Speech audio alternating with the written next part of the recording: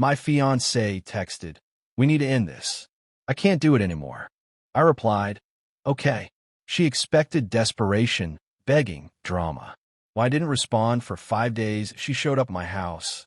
I was already dating someone new. She introduced me to original post. 31 male, got the text at 9:47 p.m. on a Sunday. I was sitting on my couch, watching football, drinking a beer, completely relaxed. My fiancé and I had been together for 4 years, engaged for 8 months. We were supposed to get married next spring. The text read, "We need to end this. I can't do it anymore. I've been thinking about this for a while, and I just can't. I'm sorry." I stared at it for probably 2 full minutes. Then I typed back, "Okay, that's it. One word. Sent." Here's the thing most people won't understand without context. This wasn't the first time she'd done this. It was actually the fourth. The first time was about 6 months into our relationship. We'd had a minor disagreement about plans with her friends, and suddenly she was done and couldn't do this anymore. I panicked, called her 30 times, showed up at her apartment with flowers, apologized for things I hadn't even done wrong. She graciously forgave me, and we moved on. The second time was after I got a promotion at work and had to cancel a dinner with her parents. Same playbook. "This isn't working. I deserve better." I begged. I pleaded. I sent her a $200 flower arrangement. She came back. The third time was the worst. We'd been engaged for 2 months when she pulled it over me not wanting her mother to be as involved in the wedding planning. 3 days of radio silence from her while I lost my mind. Text after text. Voicemails. I even wrote her a letter, an actual handwritten letter, explaining how much I loved her and how I'd do anything to make it work. She loved that letter. Mentioned it for weeks. How romantic it was. How she knew I really cared because I'd fought for her. See the pattern? It took me embarrassingly long to recognize it for what it was, a manipulation tactic, a test. She'd threatened to leave, and I was supposed to prove my love by groveling, by chasing, by making her feel wanted and powerful. And every time I did it, I was teaching her that this behavior worked.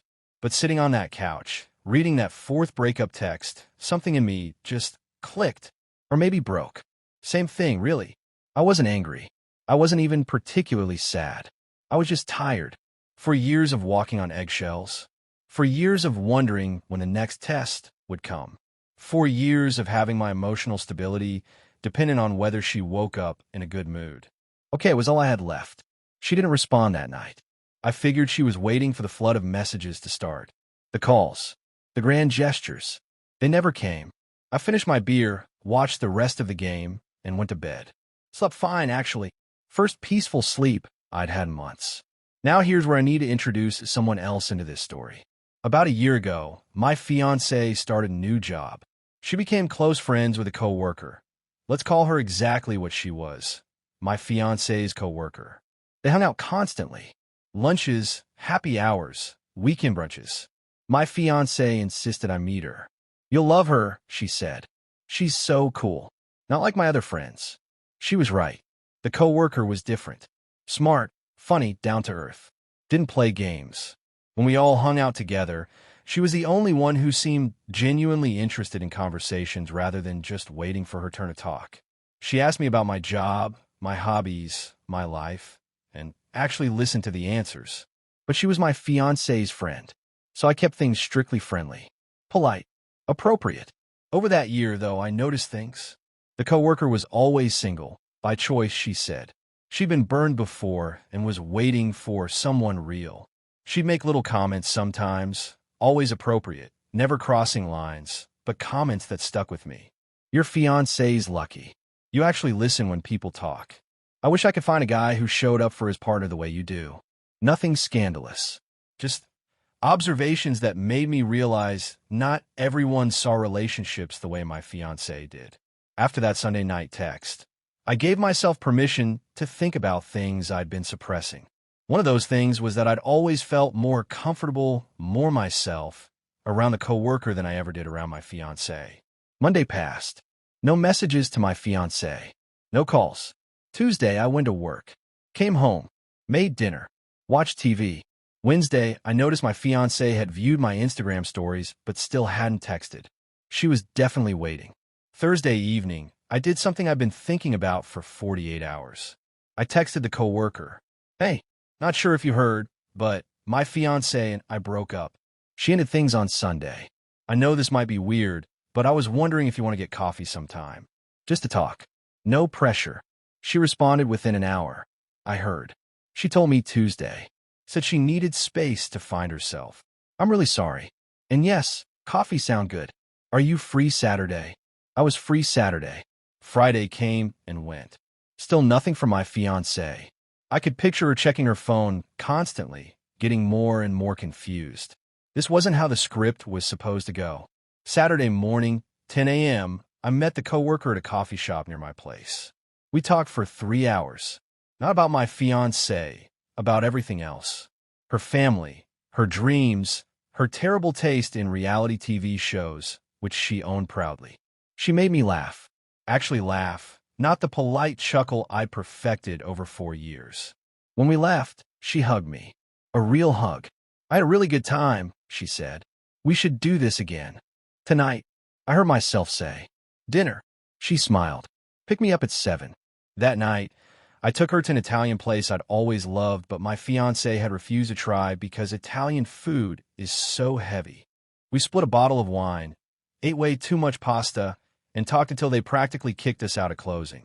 I didn't kiss her that night, but I walked her to her door and told her I'd had the best night I'd had in years.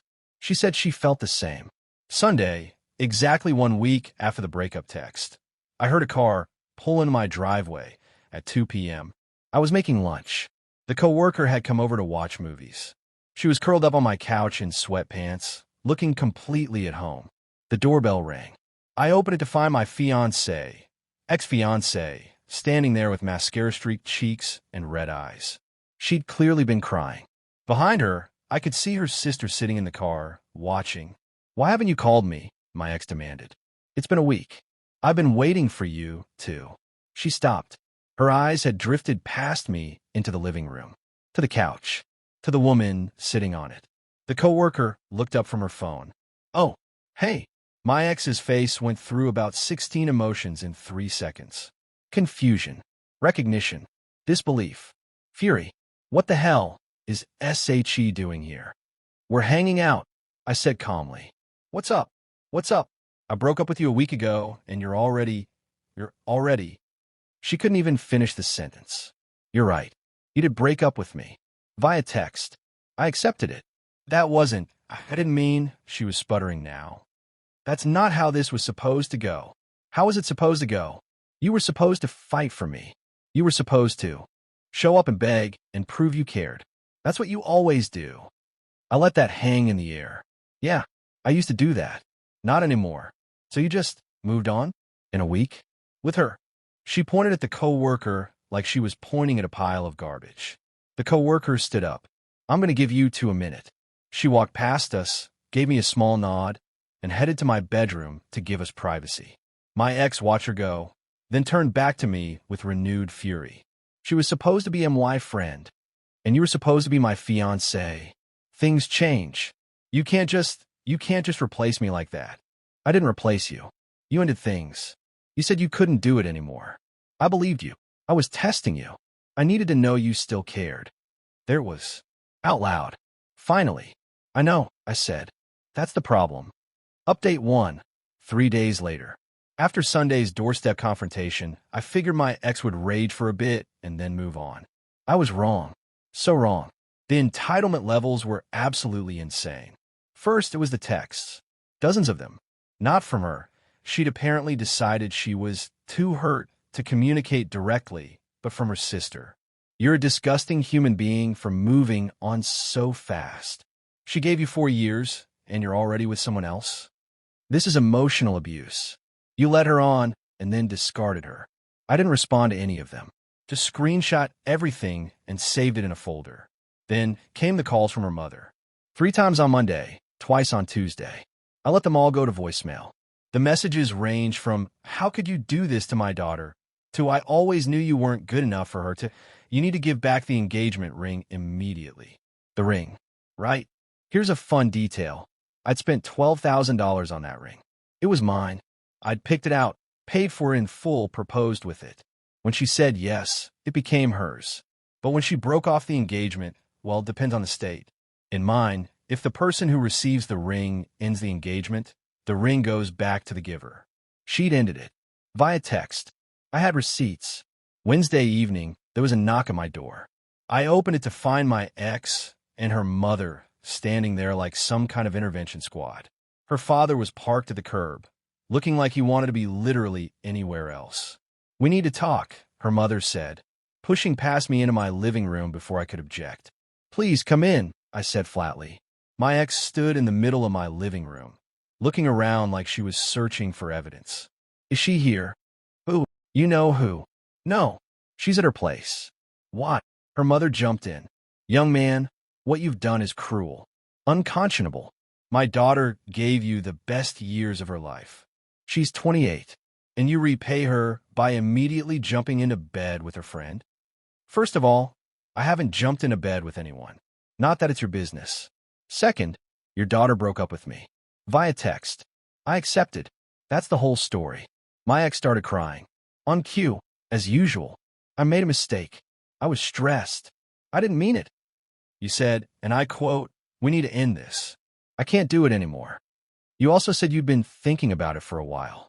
Those don't sound like stress-induced words. But you were supposed to fight for you. Yeah, you mentioned that. Here's the thing. I'm done fighting for people who keep trying to leave." Her mother's face twisted. "So that's it? You're just going to throw away 4 years over one text?" She threw away 4 years over one text. I just agreed with her decision. "The ring," her mother said suddenly. "You need to return it. That ring belongs to my daughter." Actually, no. She broke the engagement. In this state, the ring returns to the buyer. I have the receipt, the credit card statement, and the text message proving she's the one who ended things. That's stealing. That's the law. Look it up. My ex's crying intensified. "I can't believe you're being like this. I loved you. I wanted to marry you. You wanted me to chase you. That's not the same thing. You're cruel. You're cold. You never really loved me at all, did you?" I thought about that for a second. I love who I thought you were. Turns out that person doesn't exist.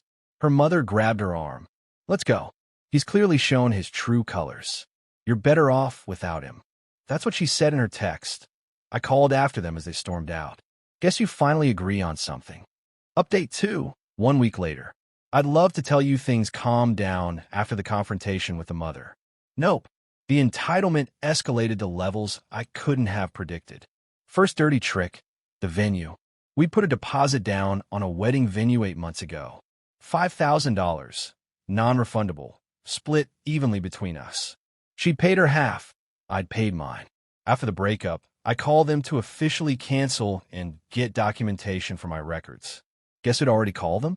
Guess who told them we were postponing, not canceling, and that I might try to cancel out of spite, but she was the real decision maker. The venue was confused. They had conflicting information. They wanted to know who was actually making decisions. I emailed them copies of the breakup texts, explained the situation clearly, and asked for written confirmation of the cancellation. They provided it. Neither of us got our deposits back. That was always the deal, but at least it was over. Second dirty trick, the mutual friends.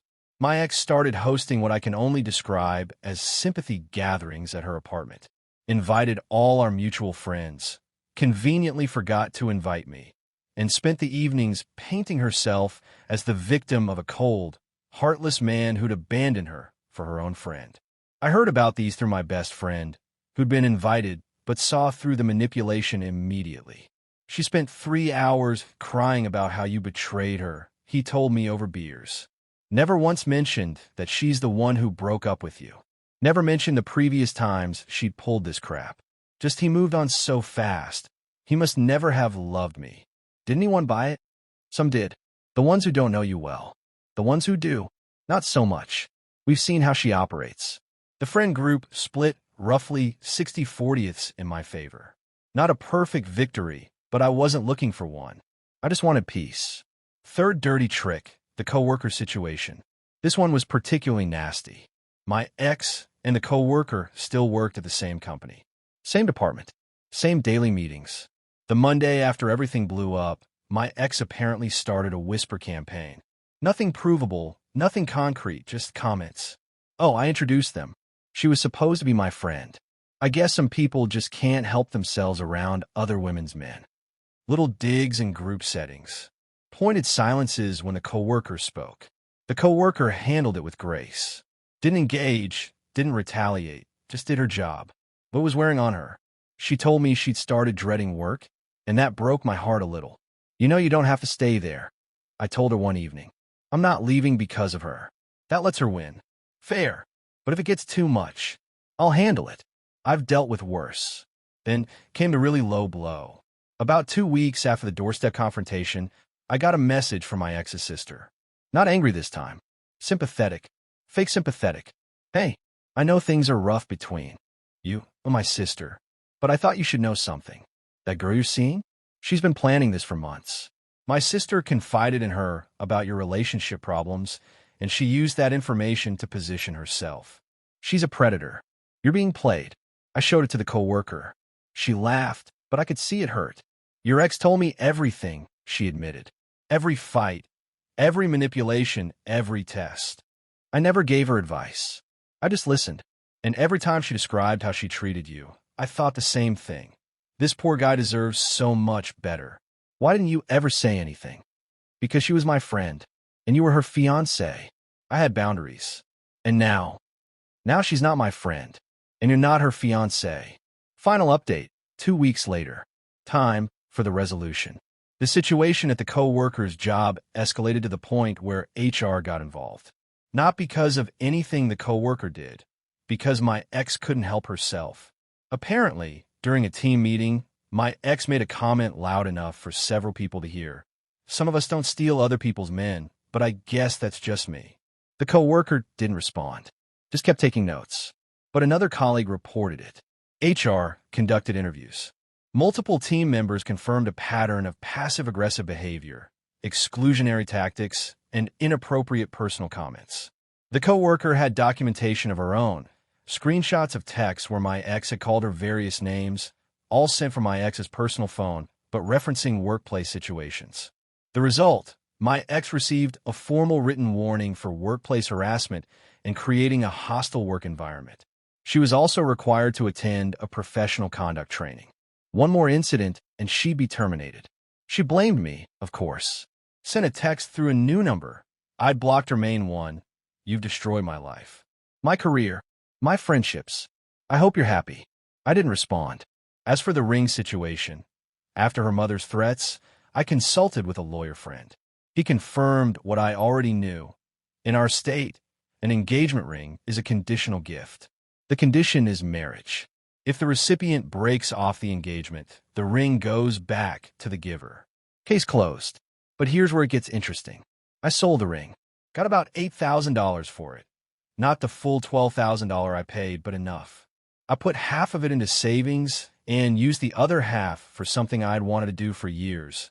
I took a week off work and went on an actual vacation. Just me. When I got back, the coworker picked me up from the airport. She'd been checking on my apartment while I was gone, feeding the houseplants. Yes, I have houseplants now. The ones my ex always said made the place look cluttered. How was it, she asked. Peaceful. Really peaceful. Good. You deserved it. We'd been officially dating for about a month at that point. It felt different than anything I'd experienced before. No games. No tests. No walking on eggshells. Just two people who enjoyed each other's company and communicated like adults. The last piece of drama came from an unexpected source, my ex's father. He showed up at my place one evening, alone. I was hesitant to open the door, but he didn't seem hostile. Just tired. I'm not here to yell at you, he said. I just wanted to apologize. For what? For how my daughter's been treating you. And for how my wife's enabled it. He rubbed his face. I watched her do this to you 4 times. The breaking up, the expecting you to chase her. I told my wife it was wrong. She said it was just how relationships work. It's not. I know. I should have said something to my daughter. Maybe things would have been different. Maybe. Or maybe she would have just learned to hide it better. He nodded slowly. Probably right. Anyway, I just wanted you to know, not all of us blame you. Some of us saw exactly what was happening. He left after that. I never heard from him again. It's been about 6 weeks since the breakup text. Here's where everyone ended up. My ex is still at her job, but she's been sidelined from major projects since the HR incident. Her friend group is fractured. Half of them figured out her pattern and distanced themselves. The other half still defend her, but even they've started to notice how the story keeps changing. Her mother still sends me occasional texts demanding I do the right thing and return the ring. I've blocked 3 numbers so far. At this point, it's just background noise. The coworker and I are still together, taking it slow, learning each other. She moved to a different team at her company, not because of my ex, but because a better opportunity opened up. My ex apparently took credit for driving her out, which sure, whatever helps her sleep at night. As for me, I'm good. Actually good. Not pretending everything's fine good. Just content. I learned something important through all of this. You can't love someone into treating you well. You can't beg your way into respect. Some people will only see your devotion as proof that they can treat you however they want, and you'll still be there. I was that guy for 4 years. Not anymore. My ex expected me to chase her one more time, to prove my love through desperation, to give her the power to graciously take me back when she was ready. Instead, I said, okay. One word. The most powerful thing I've ever said. Edit. For everyone asking if I feel guilty about dating the coworker so fast. No. I processed the end of my relationship the moment I realized my fiancée had trained me to beg for basic respect. The 5 days of silence weren't me getting over her. They were me finally being honest with myself about what I'd been tolerating. Edit 2. Someone asked what happened to the wedding deposits beyond the venue. We put down money on a photographer, $500, lost it, a caterer, $1,000, got $600 back, and a florist, $300, lost it. Total losses for me, about $2,100. Expensive lesson, but worth every penny to be free of that cycle. Edit 3. To the people saying I should have confronted my ex about the manipulation pattern before now. I tried. Multiple times. Every time I brought up how the breakup and makeup cycle wasn't healthy, she cried and accused me of not understanding how stressed she was. I stopped bringing it up after the second time because it always made things worse. Sometimes the only winning move is to stop playing the game entirely. Final edit. The coworker wants me to add that she's never dated anyone from work before and never planned to steal anyone. She said, I just wanted to be a good friend to both of you. Then one of you showed me what you were actually made of, and the other one didn't. I think that sums it up pretty well.